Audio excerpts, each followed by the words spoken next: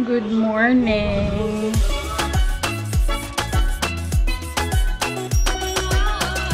Today is Tuesday at ako sana magluluto ngayon. Sobrang aga ni Mama nagluto. Nagluto na pala si Mama ng pang-ulam para sa aming workers. Luto siya dito ng corned beef. Meron na ding longganisa. Ito naman, tira kagabi to. Yung kapatid ko natutulog pa. Kailangan kong mag-prepare ng tissue para dalhin ko doon sa bukid. Hindi kasi ako pwede wala ako tissue para nasanay na ako ba. Dadalhin ako doon ng tatlo.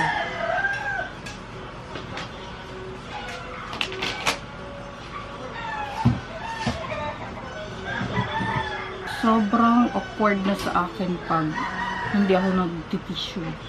Ewan ko ba, ayaw ko kasi na basa yung aking puwetan or yung aking harapan. Kailangan ko itong i-prepare. Mapalihog ko sa yan.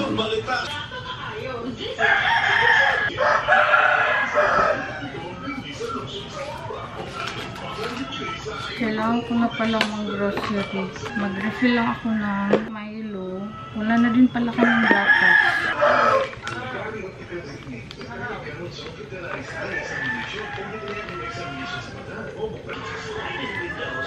Ano na siya ulit. Pero yung aming lagayan ng gatas, empty siya.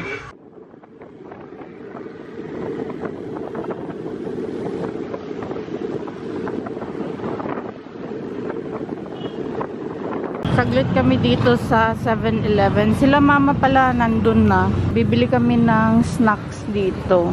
Or soft drinks. Ito na yung naging suki namin sa soft drinks dahil sa 2 liters nila na binibenta.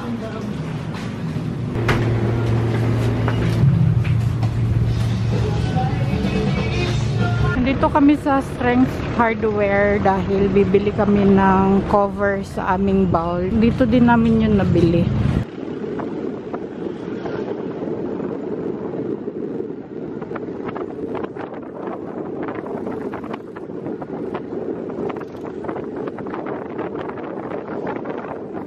Dito na kami sa bukid.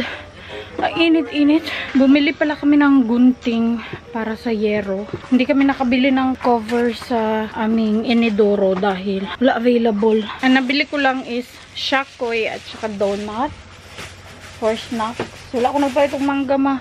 Uguan, budbud. Wala namin hapit. Uy, ito na kaayo. Ito naman yung soft drinks. Ito yung nabili kong tinapay. Francis yung pangalan. Sa Gait ako bumili. Ito, violet to siya. Marito siya, oh.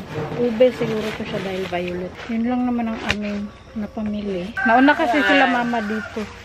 Oh, may gano'y nagpwet ka. Bumili si Kuya ng red pie. Yan siya. Paborito niya yan. Bumili din pala si Mama ng suman, which is good. Kasi naalala ko kanina, gusto kong bumili ng suman. Pero hindi na lang kami sumaglit dahil sobra init na. Then, bumili si Mama ng karning baboy. Oil, tsaka tuyo, sibuyas, dahon. Nagpalit lang yung atsal. May atsal daghan. Bell pepper, bawang at tsaka sibuyas. Bumili din pala si Mama na Chinese pechay at saka talong. Magninilagang baboy kami ngayon. Bumili din pala sila Mama ng tub, kagaya ng tubig. Sila yung pinabili ko dahil kahapon hindi namin siya madala. Ayan, 60 liters pala to siya. Mag-a-arrange na ako doon sa CR. Hindi ko na kayo i-video doon kasi sobrang init doon. Tapos, konti lang yung area. Nagsimula na din pala sila Kuya sa extension ng aming landahan. Anong oras na kayo? 1:30 na. Nakalimutan kong mag-vlog. Actually, late akong kumain. Ngayon lang. Kakatapos ko lang maghugas sa mga pinggan. Yung niluto ni Mama kanina is nilagang baboy. Tulog talaga ako eh. Sarap ng tulog ko sa labas. Kasi mahangin.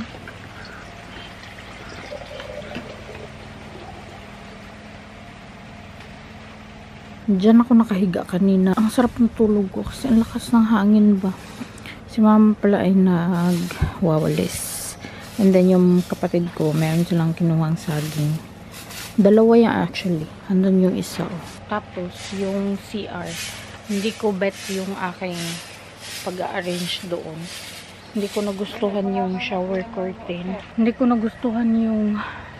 curtain. Naisip ko, since hindi pa naman yan namin liliguan, I think hindi pa kami maliligo dyan kasi wala pa naman kami tubig dito. Magpapatap pa lang kami. Siguro right after sa kuryente. Hindi ko lang sure kung kailan. Umaambon na sila kuya. Binilisan nilang magbubong.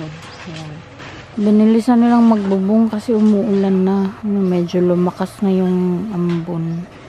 Yung lola ko naman, yung mga sako na-arrange niya. Pagka natapos na to, dito naman sisimulan ni kuya yung extension dito. Kasi gusto kong maglagay dito ng extension. Kasi ang init sa loob. Kahit na ganyan yung pader namin, medyo mainit pa rin siya. Kaya gusto ko na merong extension dito para itong mga inuupuan namin dito, mawala na to siya. Tapos, sa labas na kami kakain. Yung dalawang area dyan, paparenovate ko pa yan ni kuya kasi gusto ko na malagyan siya ng higaan para yung mga trabahante namin pagka lunch break meron silang natutulugan kasi yung isa lang yung gidawa ni lolo na para siyang bed. So, dyan lang na side na yan. Meron kami dito dahon ng sibuyas na tira. Itatanim ko ulit po doon.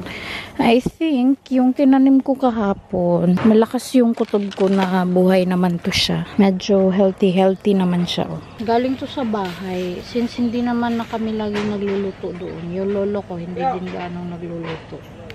Dinala ko na lang siya. Hopefully, tumubo siya.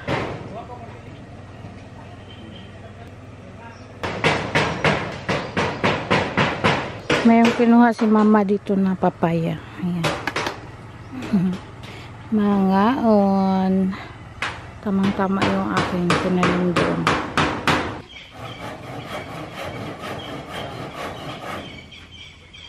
Nakalimutan ko na naman mag-vlog. Ay, nakaligo na ako. Kanina pa. As in, galing kami sa TNT. Dahil sumaglit ako doon. Mayroon ako mga kinailangan bilhin para sa bukid doon sa CR namin. Bumili din ako ng clip fan para doon sa kwarto ko. Hindi kasi ako abot nung electric fan sa table ko ba para mag-edit. Kaya bumili na ako ng clip fan. Ito pala ang nabili ko para to sa bukid. Matchy siya doon sa tub namin. Meron pala itong sili. Bumili din ako ng ganito. Pag nag-CR ako, hindi ako komportable pag hindi nakapatong yung paa ko. So, ayan, bumili ako. Yung sadya ko talaga doon sana is brush para sa toilet. Meron silang brush pero walang lagayan. Mas bet ko yung set na ba. Kaya bukas na lang ako bibili. Hindi na kasi ako pumunta sa ibang tindahan dahil wala kami ligo. Tapos ang dumi namin kanina kasi nga galing booking. So hindi na ako lumipat ng iba pang tindahan. Tapos eto, bumili ako ng maliit lang.